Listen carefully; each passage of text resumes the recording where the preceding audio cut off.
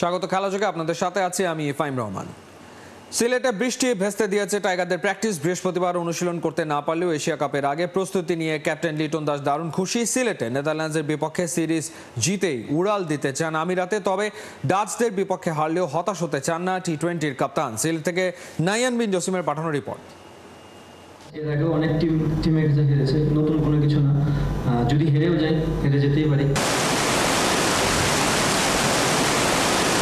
অঝোর ধারায় বৃষ্টি, এমন আবহাওয়ায় পারফেক্ট ডিশ ইলিশ খিচুড়ি। এরপর লম্বা ঘুম হলে মন্দ কি, কিন্তু ক্রিকেটারদের সেই সুযোগটা মিলেনি। ঘুম বাদ দিয়ে ঝুম বৃষ্টির মাঝেও টাইগাররা মাঠে এসেছিল, সবুজ গালিচায় পাও রেখেছিল, কিন্তু প্র্যাকটিস না করেই ফিরতে হলো। হোটেল থেকে মাঠে আসা পুরোটাই পণ্ডশ্রম। লিটনদের প্রস্তুতিতে কি একটু ঘাটতি থেকে গেল?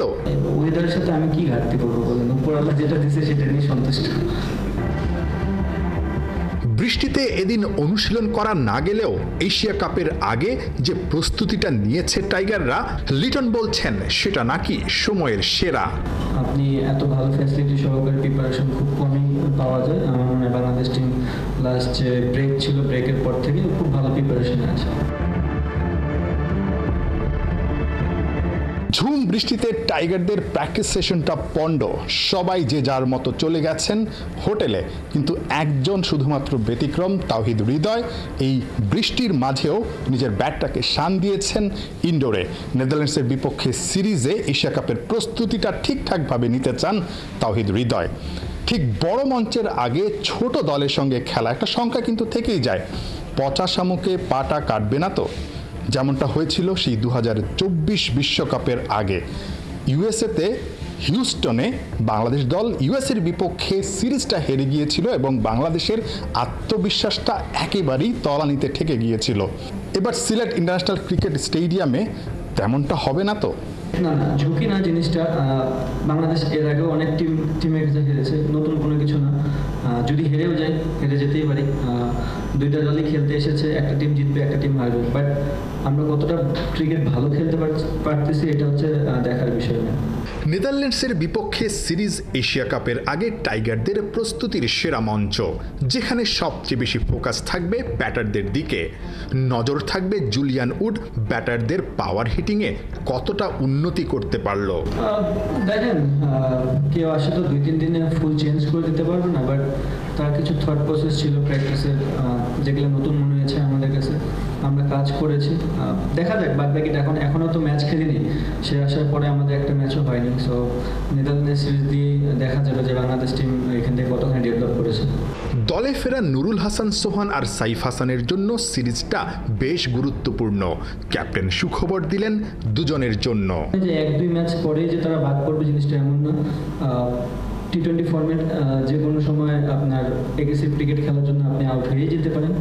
এটা আমরা ম্যানেজমেন্ট বুঝবো যে প্লেয়ারটা কীরকম খেলার চেষ্টা করছে। যদি বুঝি যে না, সে টিমের জন্য সব কিছু দিতে প্রস্তুত, অবভিয়াসলি টিম ম্যানেজমেন্ট ব্যাক করবে। 3 ম্যাচ সিরিজের প্রথম টি-20তে 30 আগস্ট মুখোমুখি হবে বাংলাদেশ আর নেদারল্যান্ডস। পরের 2 ম্যাচ 1 ও 3 সেপ্টেম্বর। নাহিয়ান বিন জসিম, 71, সিলেট। পাকিস্তানের সাবেক হেড কোচ মিকি আর্থারের মন্তব্য নিয়ে তোলপাড় হচ্ছে পাকিস্তানের ক্রিকেটে। তিনি বলেছেন বাবর রিজওয়ান ভালো ক্রিকেটার, কিন্তু টি-20তে চলে না। তাদের টি-20 ক্যারিয়ারের সাথে বাংলাদেশ দলের যে কোনো ব্যাটারের তুলনা করতে গেলে গড়বড় হয়ে যাচ্ছে সব। খালিদ জামিল করেছেন সেই তুলনা।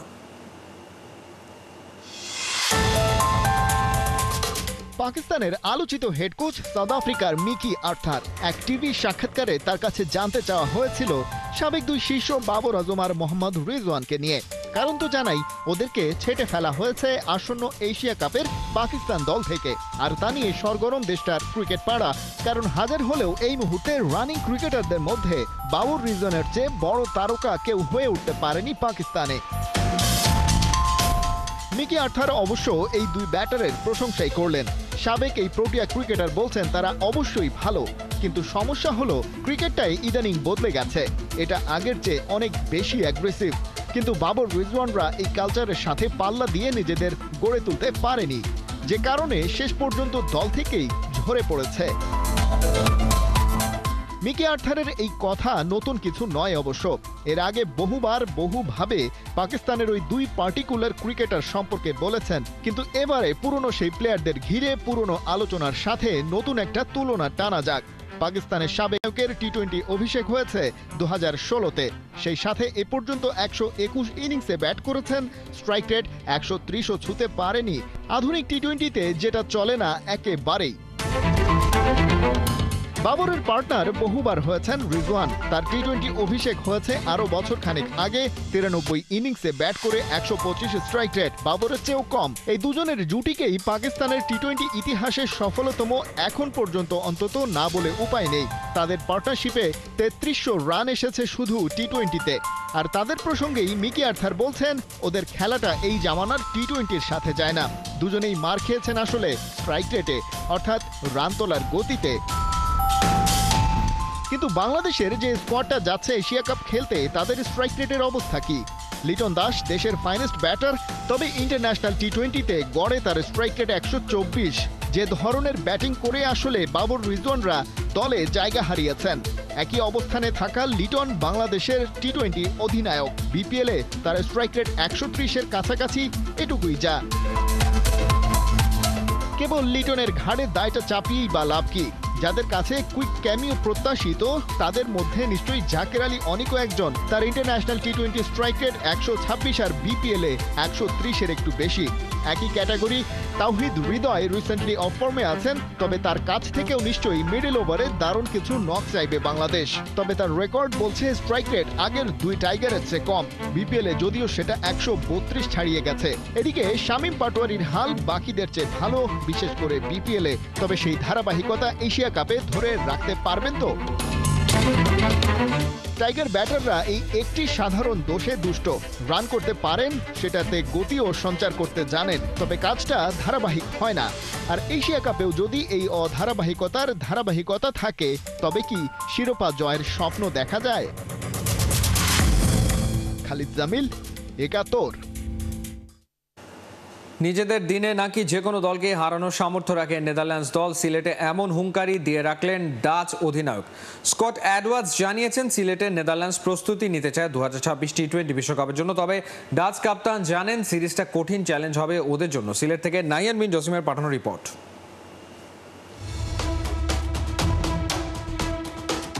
সিলেটে প্রথম দিনের প্র্যাকটিস সেশনে এসেই রীতিমতো দৌড়ের উপর নেদারল্যান্ডস ক্রিকেট দলের ক্রিকেটাররা। না, টাইগাররা তাদেরকে দৌড়ের উপর রাখেনি। ঝুম বৃষ্টির কারণেই রীতিমতো দৌড়ে তাদের ড্রেসিং রুমে প্রবেশ করেছেন কেউ কেউ, আবার কেউ কেউ ছুটে গেছেন ইনডোরে। প্র্যাকটিস সেশনটা তো করতে হবে। মাত্র 2টা দিন সময় পেয়েছেন তারা বাংলাদেশের বিপক্ষে সিরিজ খেলার আগে, কিন্তু বৃষ্টি চোখ রাঙানি দিচ্ছে। প্রথম দিনের অনুশীলনে তারা যেই স্কিল ট্রেনিংটা সেটাই করতে পারেনি, এখানকার উইকেটের যেই আচরণ সেটাই বুঝতে পারেনি। বাংলাদেশের বিপক্ষে এমনিতেই খেলাটা যে কোনো দলের জন্য চ্যালেঞ্জ, যখন কিনা খেলাটা হয় বাংলাদেশের মাটিতেই। ডাচরা তাই অনেক বেশি হতাশায় ভুগছে, কারণ পরের দিন অর্থাৎ ম্যাচের আগের দিনও কিন্তু ফোরকাস্টে বলা আছে সিলেটে বৃষ্টি হবে, এমনকি ম্যাচের দিনেও কিন্তু বৃষ্টির সম্ভাবনা আছে। অর্থাৎ আগামীকাল 80% এবং ম্যাচের দিনে 70% বৃষ্টির সম্ভাবনা। আনরোমান্টিক বৃষ্টিতে মন ভেঙেছে ডাচ কাপ্তানের। খুব সহজে যে দেশটা দ্বিপাক্ষিক সিরিজ খেলার সুযোগ পায় না টেস্ট প্লেইং কান্ট্রির বিপক্ষে, এবার সুযোগটা মিলেছে। দলটা সিলেটে এসেছে বড় স্বপ্ন নিয়ে। অতীতেও ডাচরা টাইগারদের হারিয়েছে। এই স্কট অ্যাডওয়ার্ডসের ক্যাপ্টেন্সিতেই 2023 বিশ্বকাপে নেদারল্যান্ডস লজ্জায় ডুবিয়েছিল টাইগারদের। 68 রানের দারুণ একটা ইনিংস খেলেছিলেন নিজে। ইডেন গার্ডেন্সে পারলে সিলেটেও চমক দেখাতে পারবে নেদারল্যান্ডস, বিশ্বাস করেন captain. You know, we obviously play in a lot of high pressure matches in World Cups, in qualifiers, things like that. And yeah, I think recent performances show that we're capable of beating any team on our day.